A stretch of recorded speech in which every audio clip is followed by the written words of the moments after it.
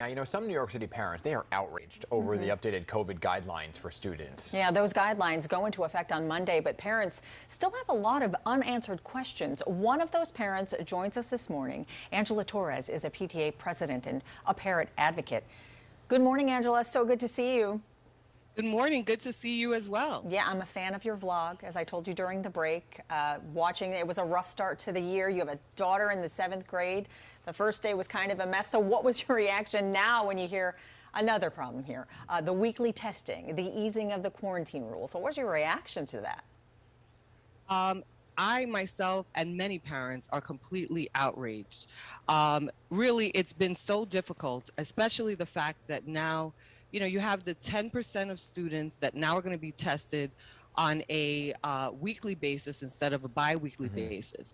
We're happy about that, but now you're going to be relaxing the quarantining rules, and so you potentially could have an unvaccinated student that's sitting right by your child, and as long as they have been socially distant, as long as they have been wearing their mask properly or not showing symptoms, they potentially could pass that to your child. That's a big problem, especially because we know that the rules say that you can pass it along even if you are asymptomatic. Right. So what kind of situation are we putting our kids in? Yeah, and we spoke to Council Chair Mark Traeger, who was talking about that testing you speak of, where you have to have parental consent to get your child tested. So you could theoretically be testing the same kids over and over again. So you could be sitting next to somebody who hasn't been tested. So let me ask you this about that distancing, right? Have you visited your daughter's classroom? Have you seen the inside since she began school? Is there enough space that 3 feet apart?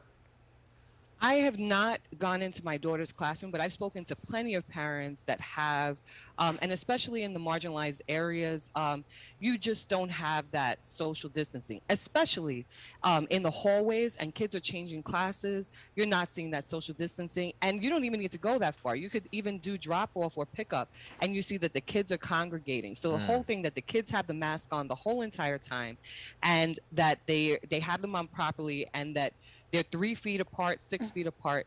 This is a fallacy. We are really fooling ourselves. Yeah, that's just it. Who's really going to be policing these mandates to make sure the kids are staying 3 feet apart, to make sure that they're wearing their mask? I mean, as a mom, I know that a lot of kids, even though they put their mask on, they get annoyed. They want to eat their snack. They take it off and then they forget to put it back on. That's a big problem. But the Bronx, where you live, still has some of the lowest vaccination rates across the city, which means that school staff have to be extra vigilant in order to prevent an outbreak. So what are some of the concerns that parents are raising about those changes?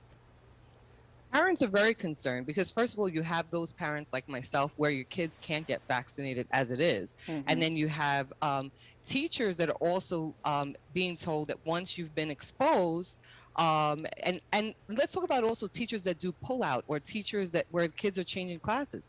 Since they've been vaccinated, because that's what the mandate is for teachers right now, they are going to still be with these students and potentially bringing this disease to other students. And that's the biggest concern of all. What is this really all about? Do we want to go back to normalcy? If we do, then we have to make sure the policies support that. Yeah, and we're going to stay on top of this. This weekend on PIX on Politics, State Senator John Liu coming on to talk about his legislation he's putting forward for remote learning. Angela Torres, PTA president, thanks for being here this morning. Thank you so much for having me. All right.